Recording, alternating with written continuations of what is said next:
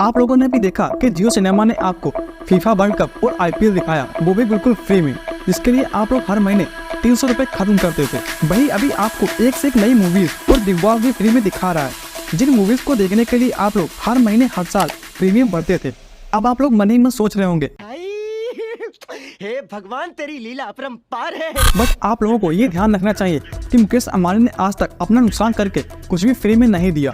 चलिए आपको इस वीडियो में बताते हैं कि आखिर Jio cinema exclusive movies, cricket, Bigg Boss सब कुछ फ्री में क्यों दिखा रहा है और कैसे Jio cinema, Hotstar, Amazon prime video, Netflix, max player, Zee5 को बीट करता जा रहा है। 5 सितंबर 2016 जियो के ऑफिशियल लॉन्च के साथ मुकेश अंबानी ने 8 एप्स और लॉन्च किए। जियो टीवी, जियो सावन, जियो न्यूज, जियो मार्ट, जियो मीट, जियो चैट, जियो सिनेमा और जियो टॉक्स। इन सभी के राइट्स जियो प्लेटफॉर्म के पास थे। जियो सिनेमा लॉन्च के बाद केवल ऐप स्टोर और गूगल प्ले स्टोर पर अवेलेबल था, लेकिन ऑफिशियल लॉन्च के 1 साल बाद जियो सिनेमा को जियो फोन और टीवी पर भी लॉन्च कर दिया गया। और शुरुआत में जियो सिनेमा जियो सिम यूजर्स के लिए सिर्फ फ्री कंटेंट देखने का एक ऐप था, जहां पर आप कुछ movies, web series, TV shows और म्यूजिक वीडियोस देख सकते थे। और यही वो समय था जब इंडिया में नेटफ्लिक्स, अमेजॉन प्राइम वीडियो और हॉटस्टार जैसे ओटीटी प्लेटफॉर्म इंटर कर रहे थे। क्योंकि लोगों के पास फ्री में डाटा तो अवेलेबल था ही, तो लोग कुछ भी देख सकते थे। और उस टाइम पर ये video streaming software like Amazon prime video, Disney Hotstar, Netflix quality content दे रहे थे।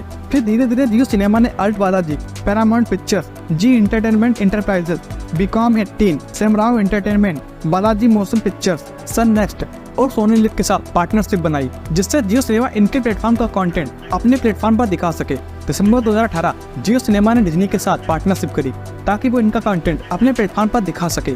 और जब इन्होंने डिज्नी इंडिया के साथ अपनी पार्टनरशिप करी तो इनकी व्यूअरशिप 4.86 मिलियन से 19.64 मिलियन पहुंच गए। लेकिन फिर 2020 में डिज्नी हॉटस्टार के साथ मर्ज हो जाती है और जो डिज्नी के साथ जियो सिनेमा की पार्टनरशिप चल रही थी वो टूट जाती है। अब यहीं से मुकेश अंबानी यानी कि जियो सिनेमा शुरू करता है अपना मास्टर प्लान।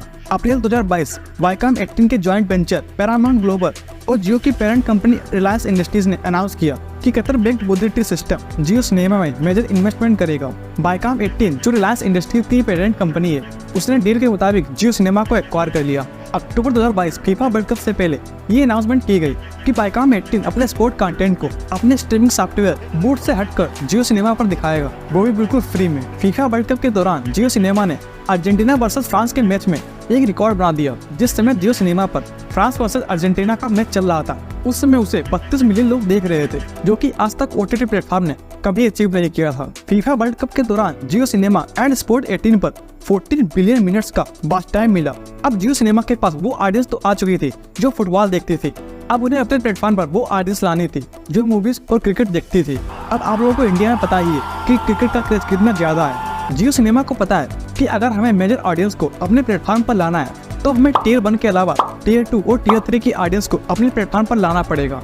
इसीलिए जियो सिनेमा ने एक स्ट्रेटजी अपनाई। उन्होंने आईपीएल और डब्ल्यूपीएल को फ्री में दिखाना शुरू कर दिया, क्योंकि उन्हें पता था कि मेट्रो सिटीज के लोग सब्सक्रिप्शन आसानी से अफोर्ड कर सकते हैं। लेकिन रूरल एरियाज के बहुत लोग ऐसे हैं जो कंटेंट तो देखना चाहते हैं लेकिन सब्सक्रिप्शन अफोर्ड नहीं कर सकते।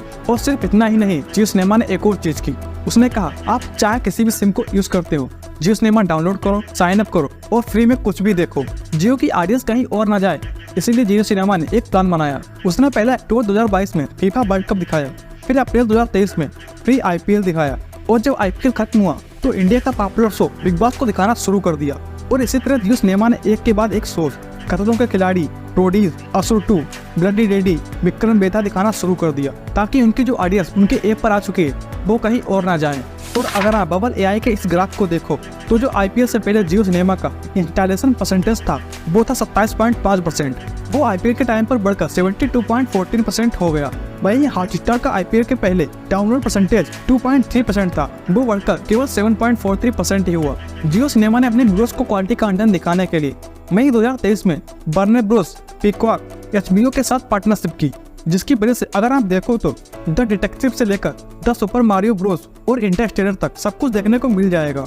लेकिन अगर हम जियो सिनेमा की राज्य स्ट्रेटजी को देखें तो जहां अदर ओटीटी प्लेटफॉर्म जैसे नेटफ्लिक्स, हॉटस्टार, अमेजॉन प्राइम आपस में सब्सक्रिप्शन प्राइस के लिए लड़ते रहते हैं, वहीं जियो का गेम एकदम अलग ही है। जियो सिनेमा दोनों तरह का कंटेंट अवेलेबल करा रहा है, एक तो फ्री और दूसरा ग्लोबल एक्सक्लूसिव कंटेंट। अब जियो सिनेमा का कहना है कि अगर आपको प्रीमियम एक्सक्लूसिव कंटेंट देखना है तो हमारा सब्सक्रिप्शन ले लो। और अगर तुम्हारे पास पैसे नहीं है तो मेरा फ्री कंटेंट तो अवेलेबल ही है, उसे देखो। इससे जियो ने टियर 1, टियर 2 और टियर 3 तीनों रेंज की ऑडियंस को कवर कर लिया। इसके अलावा जो रुपए जियो सिनेमा सब्सक्रिप्शन के तौर पर ले रहा है वो भी अदर OTT प्लेटफॉर्म के कंपेरिजन में बहुत ही कम है। जैसे अगर आप डिज्नी हॉटस्टार और अमेजॉन प्राइम वीडियो का एयरली सब्सक्रिप्शन देखो तो वो 1500 रुपये का पड़ता है, लेकिन वही जियो सिनेमा का आपको सिर्फ 1000 रुपये का पड़ता है। इसी वजह से अगर आप देखो तो जियो सिनेमा का इस समय मंथली यूजर 83 मिलियन का है और आने वाले टाइम में बढ़ता ही जा रहा है। Max player, G5, Hotstar, Amazon prime की ऑडियंस जियो सिनेमा पर शिफ्ट होती जा रही है। और जियो सिनेमा जो कंटेंट आपको फ्री में दिखाता है वो आपको लगता है कि फ्री में दिखा रहा है, लेकिन वो फ्री में नहीं दिखाता है। जियो सिनेमा उससे भी पैसे कमाता है। जो आपको उनके कंटेंट पर एड देखने को मिलता है, जियो उनसे बहुत ज़्यादा पैसे चार्ज करता है, क्योंकि इनकी प्लेटफॉर्म पर टीवी की तरह नॉन स्किपेबल एड आते हैं, स्किपेबल एड नहीं आते। मैंने आपसे शुरुआत में क्या कहा था कि मुकेश अंबानी अपना नुकसान उठाकर किसी का भी फायदा नहीं करते। आप जियो सिम को ही ले लो। जब जियो सिम आया था तो जियो की डाटा और कॉलिंग सब कुछ फ्री था, लेकिन जब जियो के पास ज़्यादा यूजर आ गए तब जियो ने पैसे लेना चालू कर दिए और जितना भी फ्री में डाटा और कॉलिंग में अपने पैसे गंवाए उससे 2 गुने पैसे अंबानी ने बाद में रिकवर कर लिए।